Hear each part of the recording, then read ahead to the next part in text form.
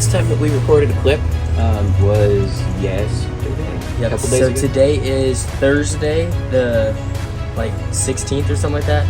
So yeah, yesterday. And last you saw, we were tearing apart the box that is actually back here. Yeah. As you can see, we've got it on the stand now. Unfortunately, we had to fight with the engine hoist pretty hard. The piston didn't really want to cooperate and help us lift the engine up. And then, of course, you know, being backyard mechanics, nothing wanted to line up. So that was fun. But now we've got it on the stand and we are working on it. Yeah, so yesterday we did do a little bit of work. Like you said, we kind of struggled with the hoist and a couple other things. We were on a time crunch and it was starting to rain, so we got this tin up and everything. So we weren't able to record a whole lot. We did get this head off, and we went ahead and did the valve springs, the seats, and the retainers.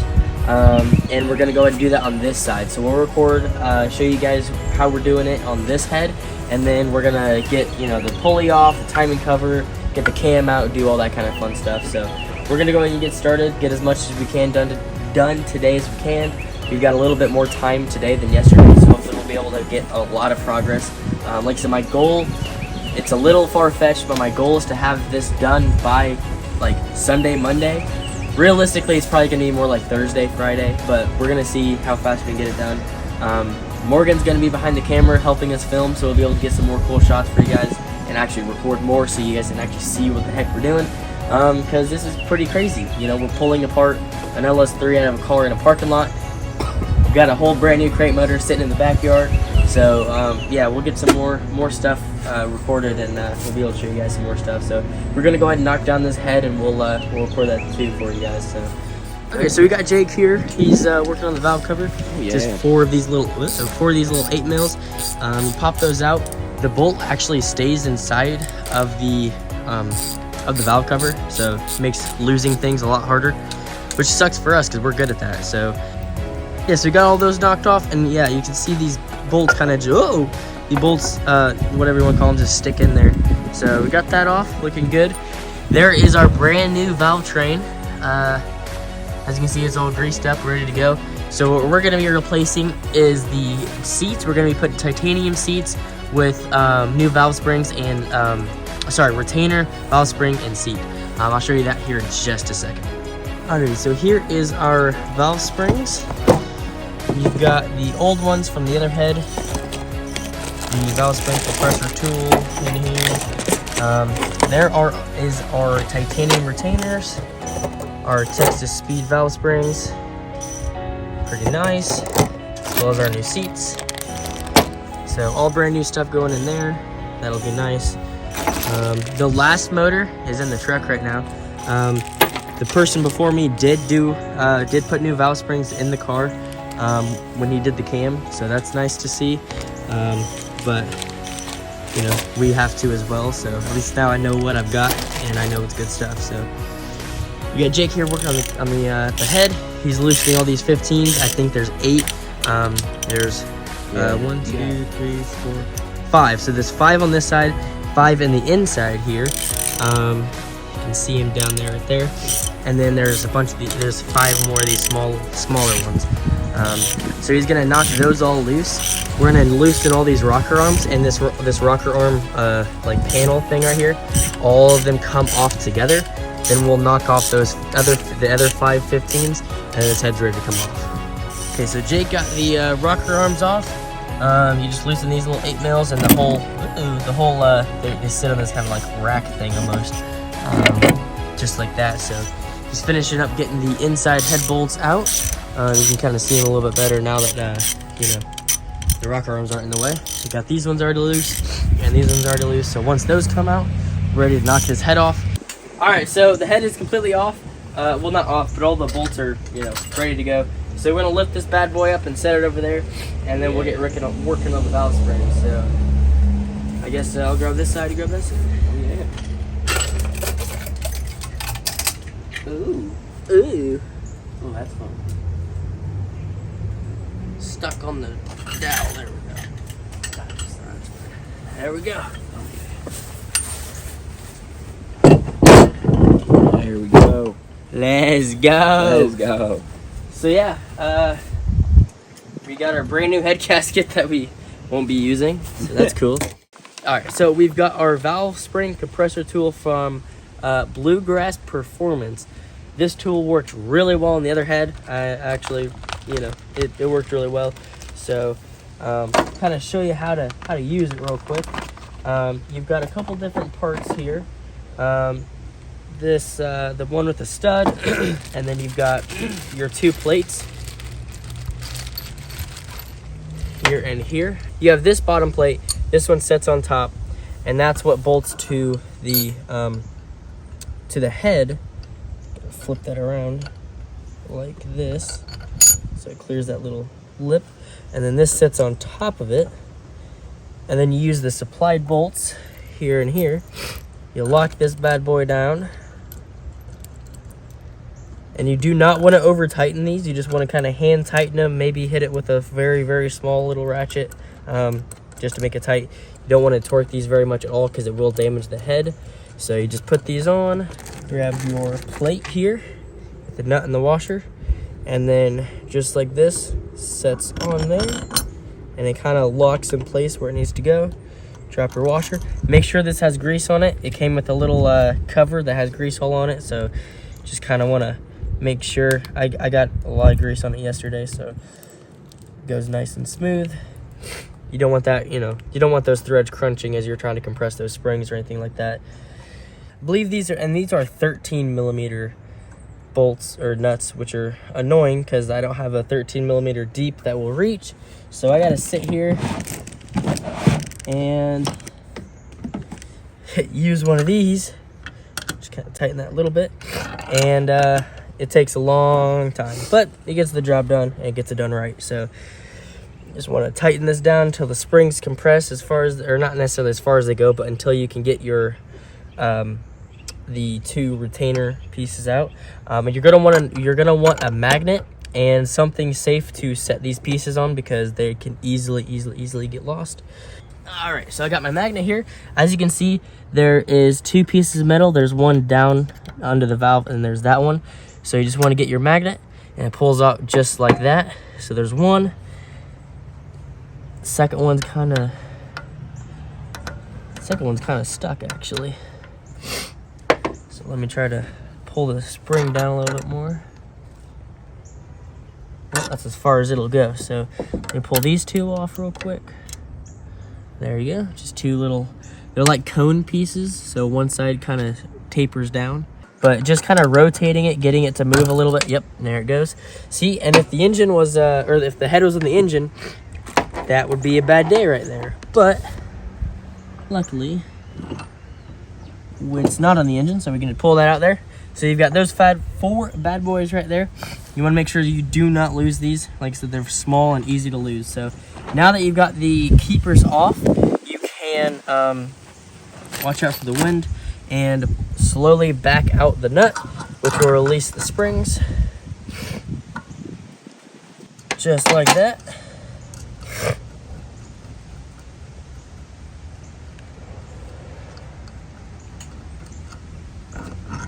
That comes off, and you got 1 and 2 springs right there.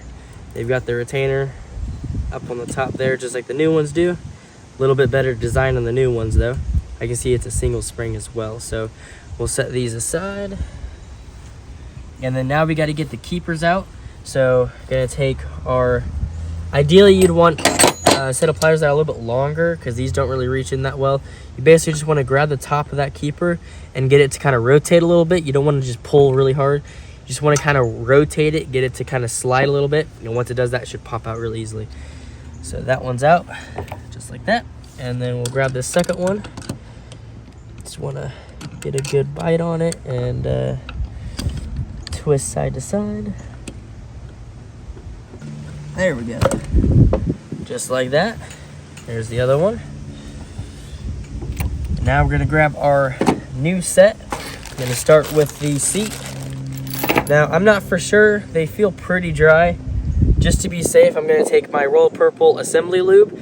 This is what is very crucial when you're putting an engine together, is you get plenty of this assembly lube. Now first time you go to crank the motor, if it's got no assembly lube, it's gonna kind of mess things up really quick.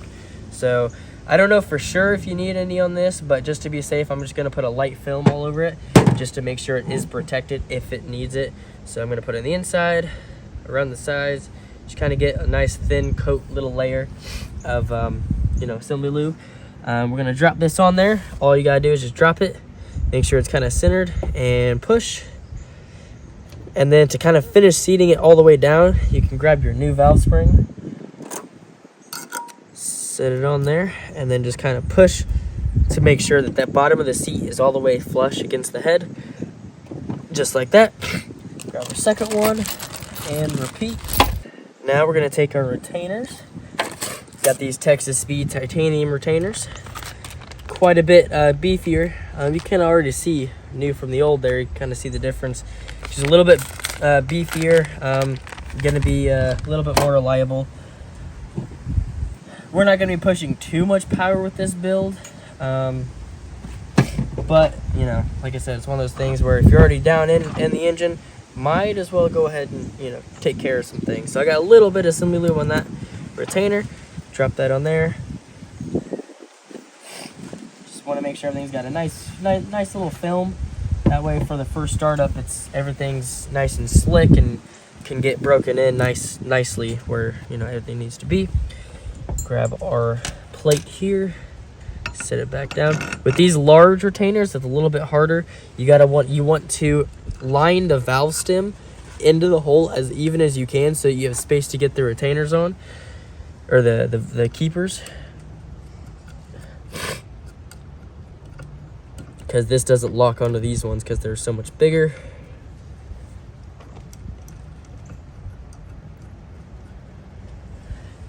Try to get it lined up as best as you can. Something like that should do it. And then same thing as before, just tighten it down, compress them springs.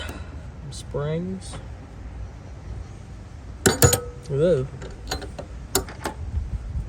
It's almost like they make a tool for this called a ratcheting wrench, or a longer deep well. Oh well. It just goes to show you that you don't need a huge expensive shop and all of the most expensive tools and all that stuff to get stuff done. You just need some hard work and determination. And then to give yourself a little bit more space once you reach the bottom of the threads, like that, won't go any farther. Don't force it. Take the top of the valve and pull up. That'll give you a little bit more clearance to get these keepers on. These keepers already have quite a bit of lubricant on them, so you don't necessarily need to put more or anything like that. If you're having trouble getting them on, you can put a little bit of assembly lube. It'll make them stickier and it'll make it stick. Sorry, the bottom side the thick side goes up to cone it properly. I did it backwards, so I gotta fix that.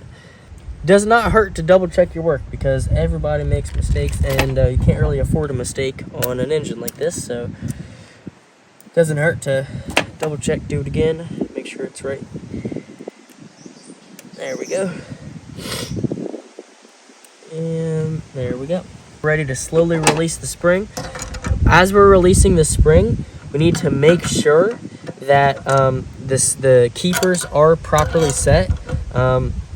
If it looks like they're slipping or they're not biting, or, you know, whatever the case may be, just go ahead and stop, pull the springs back down, double check your keepers, make sure everything's good to go before fully releasing all that pressure. So looks like these are both setting inside the spring just fine, so I'm going to go ahead and keep rolling this spring off, and there you go.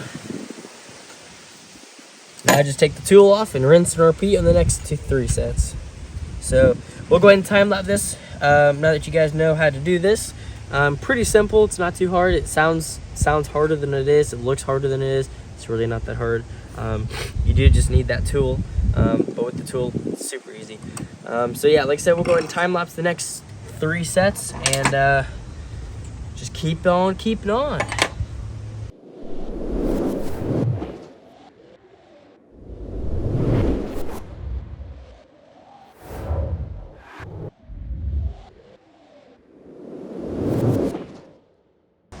Okay, so we finally got we got our air compressor here with our Ugga Dugga.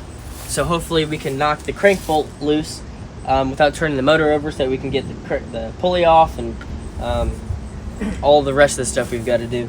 So we've got our 24mm socket, and I really hope this works, because if not, I don't have a backup plan.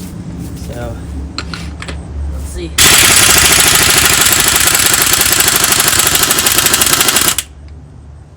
Well, it did.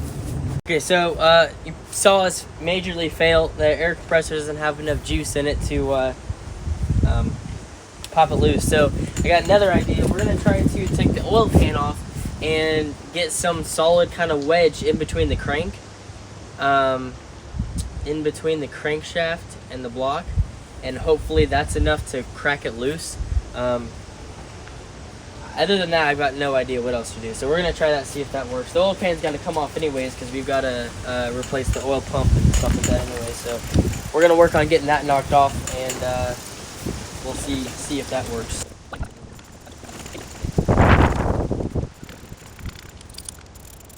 So we actually we wedged a piece of wood in between the cam. Hopefully these splinters don't get in there, the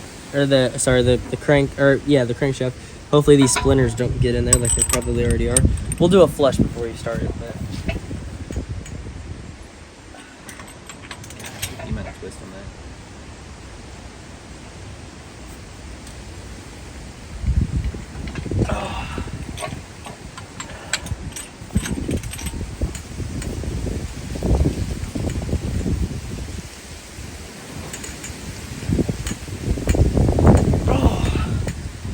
Jesus.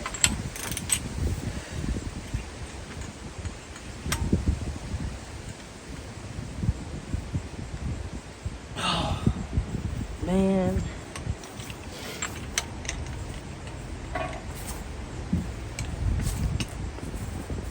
Is it different? Just a little.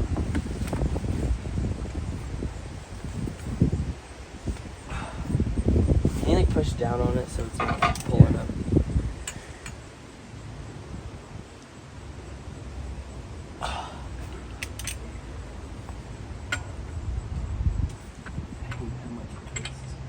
Remember, you have a new bolt, so it doesn't matter if you. As long as we get it out, yeah.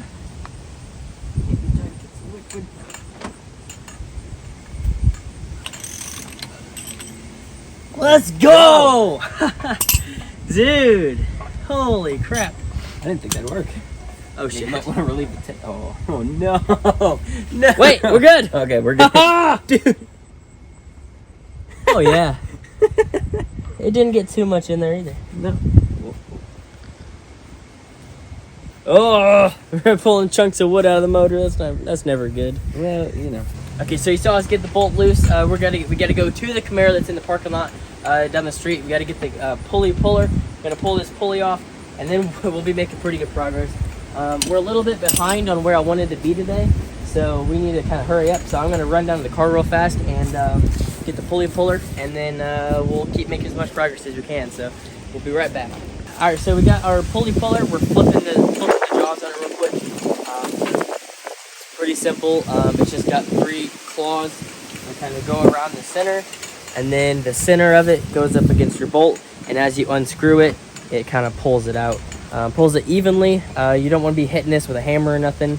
Don't want to pull from the outside bit. Yeah. You found the hard way. Yeah, on the old engine, we were so desperate because this crappy tool wouldn't work. The AutoZone rental. The AutoZone rental wouldn't work, so I tried to grab it on the outside, and it worked really well until it didn't. It just chipped this wall right off. So I was like, crap, I need a new harmonic balancer, and then we found out I need a whole new motor, and it comes with one. So, but it's kind of weird. This everything else is completely stock about this motor. This harmonic balancer is not the same harmonic balancer that came on the Camaro originally. So I'm kind of getting the timing cover bolts loosened up while he's getting the pulley pulled off. A little multitasking, try to save as much time as we can. We want to get this thing done as quick as possible. Not only because I haven't had the car for like 8 months now, but as you can see by what we're wearing, it's getting cold out. Like it's October, what, like 12, 16, something? 13. I don't know. Middle October, 13. So it's starting to get cold. This morning was freezing. I don't know if you could tell in the video, but it was cold. So this bolt is a very famous bolt. This is a huge problem. When you're changing the oil pump on one of these LSs, you have to take the oil pan off to get to this bolt because, you know, oil pan's there, because it attaches to your oil pump. It's the pickup tube. The problem is you can't drop the oil pan out of the car without lifting the motor out of the car because of the subframe. So this is a very famous bolt. There's a lot of people that, you know, think they have it figured out on how to, you know, get it out while it's still in the car and stuff. But, you know, that's one of the upsides of having this brand new motor is that we get to easily take it off because it's out of the car. So it makes our life super, super easy. I'm just taking this pickup tube off real fast so that we can wedge the crank so that we can get this pulley off. Alright, so he's pulling that off. It's going to take a second. I'll go ahead and explain this real quick. So here's your pickup tube. You only have one bolt here. But if you take a look on the actual oil pump, there's 2 holes here. If you want to take a look real quick, there's 2 holes. So as you can see, whoa, as you can see, what just happened? It just popped off. Okay. As you can see, when it goes down in there, there's only one bolt holding it on. So in a minute, I'll show you this trick little piece that hugs around the oil pickup tube, and lets you bolt in both places. Therefore, it's got 2 bolting places, and it won't let it twist at all. Just a little precaution. Once you're down this deep in an LS, that's something people say you should do, just as a, you know, insurance for later. So. Okay, Jake's had to adjust our crappy puller thing, so he's working on that. Real quick, I'll show you this. So there's what I was talking about, how it only has 1 bolt. I got this piece that hugs around it, and it provides 2 bolting spots. So then you get a clamp on each side, so it puts even pressure on that O-ring, prevents any kind of oil pressure problems, or if this twists, you know, it can cause problems as well. So this kind of hugs it down on both sides. It's a super cheap little, like $10 little aluminum part, but it just kind of gives you that peace of mind and that kind of insurance, and make sure kind of that doesn't become a problem later on. So we'll be installing that here in a bit once we get the oil pump off. We will be installing a new Melling high pressure oil pump, so stock volume but higher pressure, so that'll be nice to throw in there. Okay, so we finally got the the pulley off with that crappy puller. If you're gonna be doing anything like this where you need to pull the pulley off, just get a good one. Get the manufacturer specific one. Yeah, like if it's GM, get the GM one or something similar. The AutoZone rental OEM one was so junk. It was just, and maybe it would have been good if it was, you know, not used by 3 million people, but good lord, it was terrible. So, yeah, now we're gonna take the timing cover off, and then we'll get to the